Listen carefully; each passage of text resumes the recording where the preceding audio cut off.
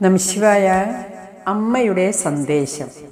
മക്കളെ, നല്ല ചിന്തകളും ഗുണങ്ങളും വളർത്തി മനസ്സിനെ ശുദ്ധവും വിശാലവുമാക്കുക എന്നതാണ് എല്ലാ ആധ്യാത്മിക സാധനകളുടെയും ലക്ഷ്യം.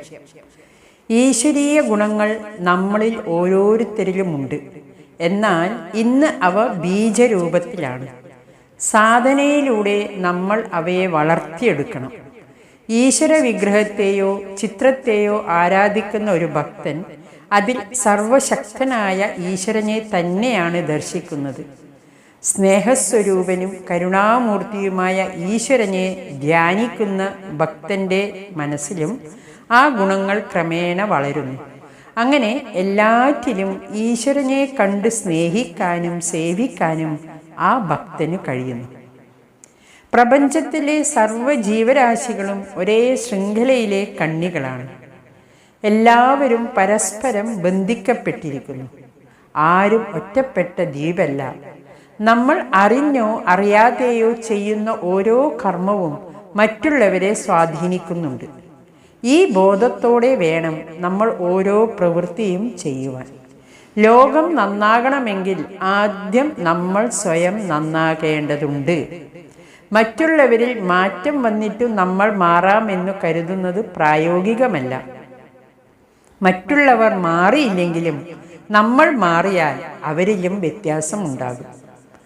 തിരക്ക് പിടിച്ച ജീവിതത്തിനിടയിൽ നമ്മൾ പലപ്പോഴും ജീവിക്കാൻ തന്നെ മറന്നു പോകുന്നു. ആവശ്യങ്ങൾക്കും ആഗ്രഹങ്ങൾക്കും പിന്നാലെയുള്ള നെട്ടോട്ടത്തിനിടയിൽ ഈ നിമിഷത്തിൽ ജീവിക്കുവാനോ ചുറ്റുമുള്ളവരെ ഒന്ന് പരിഗണിക്കുവാനോ നമുക്ക് കഴിയാതെ പോകുന്നു. ഇങ്ങനെ നമ്മുടെ ജീവിതം യാന്ത്രികവും ശുഷ്കവുമായി തീരുന്നു. ഒരിക്കൽ ഒരാൾ ഒരു പുതിയ കാറ് വാങ്ങി. അയാൾ സന്തോഷത്തോടെ അത് ഓടിച്ചു വീട്ടിലേക്ക് പോകുകയായിരുന്നു. പെട്ടെന്ന് ഒരു വലിയ കല്ല് വന്നു കണ്ണാടിച്ചില്ലിൽ കൊള്ളുന്ന ശബ്ദം കേട്ട് അയാൾ വണ്ടി നിർത്തി. നോക്കിയപ്പോൾ ചില്ലു കുറച്ചൊന്ന് പൊട്ടിയിട്ടുണ്ട്. വില കൂടിയ കാറ് വാങ്ങി വലിയ ഗമയിൽ യാത്ര ചെയ്ത് വരുമ്പോഴാണ് ഇങ്ങനെ സംഭവിച്ചത്. അയാൾക്ക് ദേഷ്യവും അമർഷവും സങ്കടവും സഹിക്കാനായില്ല. ആരടാ എൻ്റെ കാറിന് കല്ലെറിഞ്ഞത് എന്ന് അലറി വിളിച്ചും കൊണ്ട് അയാൾ ചുറ്റും നോക്കി. റോഡിൻ്റെ മറുവശത്ത് ഒരു പയ്യൻ നിൽക്കുന്നു. അവൻ്റെ തൊട്ടടുത്തായി നിലത്ത് ഒരാൾ അവശനായി കിടക്കുന്നു.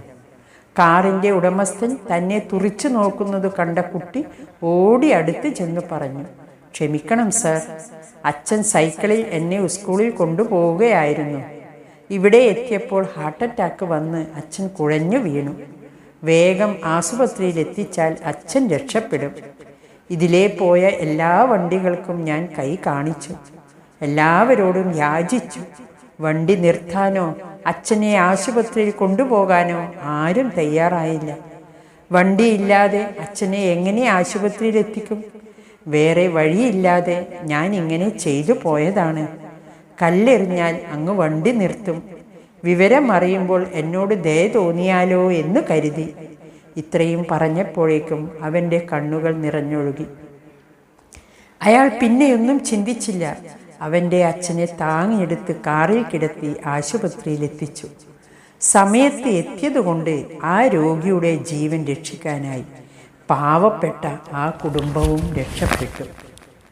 കാറിൻ്റെ ഉടമസ്ഥൻ തൻ്റെ വണ്ടിയുടെ പൊട്ടിയ ആ കണ്ണാടി ചില്ലു പിന്നെ ഒരിക്കലും മാറ്റിയില്ല.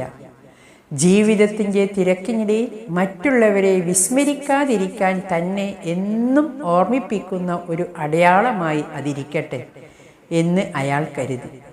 ആ മനുഷ്യനിൽ കാരുണ്യം ഉണരുകയും ഉടൻ വേണ്ടതുപോലെ പ്രവർത്തിക്കുകയും ചെയ്തതു കാരണം ഒരു കുടുംബത്തിനെ രക്ഷിക്കാൻ സാധിച്ചു. അതുപോലെ നമ്മുടെ ഒരു നിമിഷത്തെ ക്ഷമയും ശ്രദ്ധയും എത്രയോ പേർക്ക് വലിയ അനുഗ്രഹമായി തീരാം.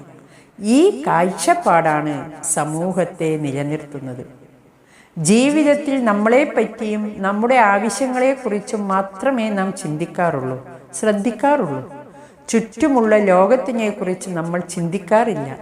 മറ്റുള്ളവരുടെ ഹൃദയവേദന അറിയാനും അത് അല്പമെങ്കിലും പങ്കിടാനും നമുക്ക് സമയം കണ്ടെത്തുവാനായാൽ, അതിനുള്ള മനോവിശാലത നമുക്ക് ഓരോരുത്തർക്കും ഉണ്ടെങ്കിൽ ഈ ഭൂമിയിൽ സ്വർഗം സൃഷ്ടിക്കാൻ സാധിക്കും.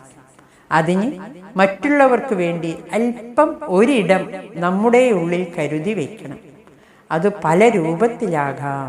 ക്ഷമയാകാം, സ്നേഹമാകാം, കാരുണ്യമാകാം. കാരുണ്യമാണ് പ്രപഞ്ചത്തിൻ്റെ ആധാരശില. ഈ ഒരു കാരുണ്യഭാവം ഉണർത്തിയെടുക്കുവാനായാൽ പ്രാർത്ഥനയും ധ്യാനവുമെല്ലാം സഫലമായി. ഹരി ഓം നമഃ ശിവായ.